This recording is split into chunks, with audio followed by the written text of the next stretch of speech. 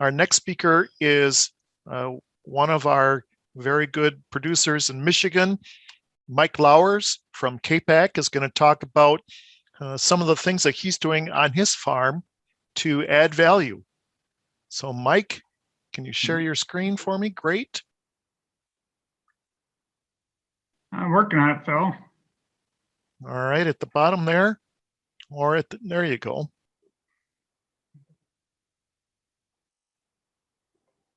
Perfect. Okay. All right. Hello, everybody. I'm Mike Lauwers. My wife and I, along with our family, farm in Repackaging, Michigan, which is about an hour northeast or northwest of Detroit. You go an hour northeast, it's going to get real wet. But we have a commercial hay and straw farm, and the only row crops we grow are wheat and soybeans for rotation.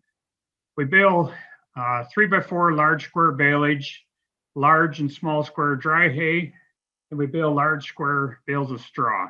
Harvest around 800 acres of hay 4 or 5 times a year, as well as a couple thousand acres of straw. I'm going to touch on a couple of things we're doing different on our farm. We use a bale baron to bundle small square bales in a package of 21. It's become quite a popular thing. There's 3 different companies now that are making machines that do this. The bundles are designed to come out and be picked up with pallet forks off the ground from underneath. What we're doing different is we're tipping the bales over when they come after they come out of the machine, and we pick them up with bale squares.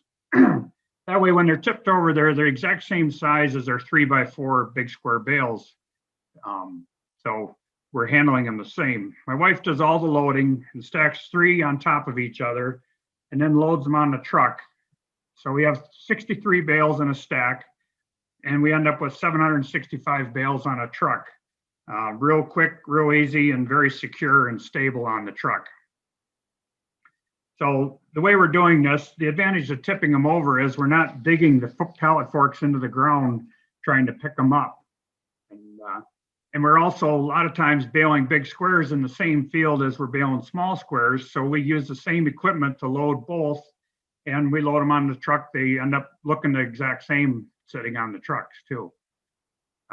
We build all of our own attachments. If you want to do this, you got to have at least 42-inch spears, because you got to be able to reach all the way through to the 3rd bale that's in the package, because you're picking these bales up when they're sitting on their ends. And that's worked real well. The other advantage of, we stack them this way also in the barns, and this way, if we have a wet spot in the barn, it only ruins the end chunk of a bale or 2 instead of the whole bottom of the bale. I'm sure I'm probably the only person here that's ever had a wet spot on a barn floor that ruins a bale of hay, but it has happened to us, probably to nobody else. But and then we also stack them in the trucks the same way. This is using the maximum space to stack them in a semi. We're using more space than if they were stacked the conventional way that they're coming out of the bale baron. So that's what we're doing with our small square bales. The other thing we're doing, we have a machine that we purchased from the United Kingdom. In the United Kingdom and other countries where they cannot get hay dry, it's all put up as baleage. In some countries, all animals eat baleage, even horses. So the baleage is all grass in the other countries because alfalfa won't last. Their climate is too wet. So, and they get more yields out of growing grass. So they do all their baleage as grass. But a lot of horse customers and other small farms can't handle a large bale of hay, and it goes bad before it gets used up once you open the baleage up. So they've come up with a machine that breaks the bales apart and puts them into small packages. Small user-friendly packages. That's what this machine will do. It will break apart baleage, dry products, hay, straw. It will also grind and dedust the dry products if that's what you wish to do. We've done all types of different products. This is our baleage bag. When you're doing baleage, you have to use a solid colored bag. Otherwise, when the sun shines on it, it sweats and causes moisture issues inside the bag. When we're doing hay products, we do not shred or dedust it. The hay, dry hay works well, but when doing alfalfa, a lot of the leaves get knocked off if it's dry and they end up in the bottom of the bag. Straight grass is really nice because it stays together well. Baleage also works well because the leaves don't get knocked off. Our best market for small bales of baleage have been the deer farms. There's more deer in every state than you can ever imagine. There's a tremendous amount of captive deer being fed in Michigan and surrounding states. But deer are the fussiest animals that we provide feed for, and they'll only eat the best feed. Has to be over 200 relative feed quality. And even at that, if it's in dry form, they'll sort it out and just eat the stems. Where if it's in baleage, they'll eat every bit of it and love it. The problem with alfalfa that good is when we're processing it, it builds up on the steel inside the machine. And anyone that's ever chopped haylage, that's why we run water when we're chopping and when we're blowing and everything, because the hay will build up on the steel, and it does the same thing inside this machine. And then when we want to switch back to something else, it'll also build up tight enough that the machine won't even work eventually. And then when we switch back to another product, we have to soak the machine for hours and do a lot of scraping and cleaning.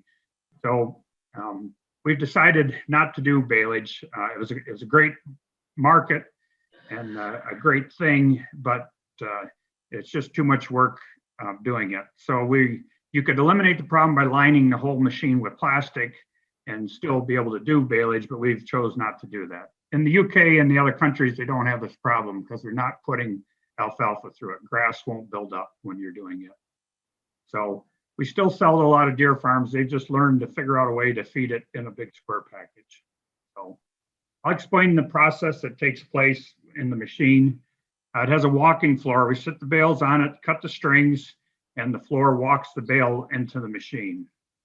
And then it goes into a bale breaker. This walking floor is pushing it into this bale breaker, which is a spike conveyor chain on a real steep angle that's tearing the bale apart. And you can see up on the top of the picture, there's like a rake that's raking it back down to keep it a set depth going up the chain. We can change the speed of the chain, the timing of the chain, the closeness of the rake, taking it off. All those things are adjustable. After it goes up the conveyor, if we're doing dry hay or something that we're not grinding or dedusting, it just comes down the chute to the left of the picture and onto the belt conveyor that's taking it up to the baler. If we're doing straw that we want to grind and dedust, it changes the valve, drops it down into that gray motor you can see in the right side of the picture there. That's the shredder. There's a dual motor on each side, shreds it, then it goes into a hammer mill that we can change the screens on to size it to different screen sizes. Excuse me. And then it gets blown up to that yellow circular thing up in the top of the picture. That's the deduster. That's where we're drawing the dust out of the product, and it drops on the belt and goes into the baler. The baler is comprised of 3 hydraulic rams that push the product in 3 different ways, compression, very rapidly. And then the last compression, the door opens and it pushes the bale out into this bag and shoves the bag and everything right off the chute. So the person doing the bagging has to get the bag slid over that chute. And when the machine bales it, it pushes the bag off. So they catch the bag, sit it on the sealer. The person seals it, and then it drops away from there, goes on the belt conveyor, and the robot stacks it. The robot stacking 35 packs on a pallet, 5 packs to a tier, 7 tiers high. You can see in this picture, this was some dry alfalfa that we had done, and you can see in the bottom of the bag is all solid leaves. So pretty much by the time it tears it apart, it's just stems and leaves, and they're not combined together, and people don't like it that way.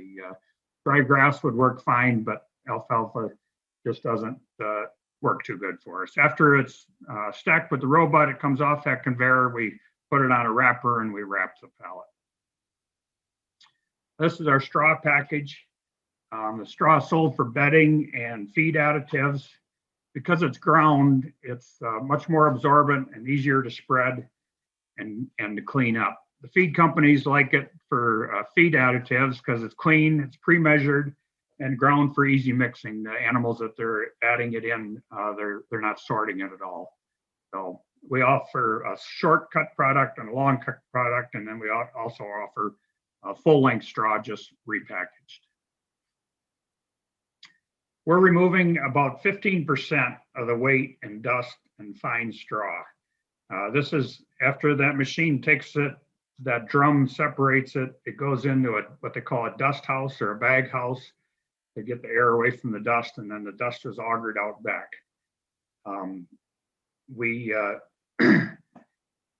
We started using it as bedding for animals. We thought we were going to be able to use it for that, but because it's the worst of the worst, it's the bad dust. We had eye problems, lung problems with the animals and with the people that were handling it. So we quickly learned we couldn't do that. And it was also making a terrible mess out behind the barn. As you can see, the wind would blow it around, and it was turning into a barnyard out back. So at one of the hay conferences, I met a man that was bricking alfalfa, and I learned a lot, looked into that, and we purchased a bricking machine. So now we brick the dust goes into this machine, and it makes these bricks that compressing the straw to 24,000 PSI.